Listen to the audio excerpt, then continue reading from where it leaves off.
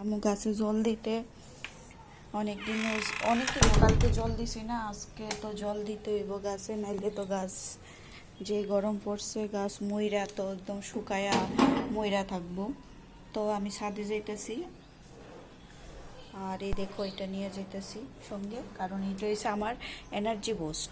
তো এটা আমার লাগবে, এটা না গেলে আমি বাদ বাকি যে কাজ করার যে এনার্জি ওইটা আমি পাইতাম না, এ লেগে আর কি।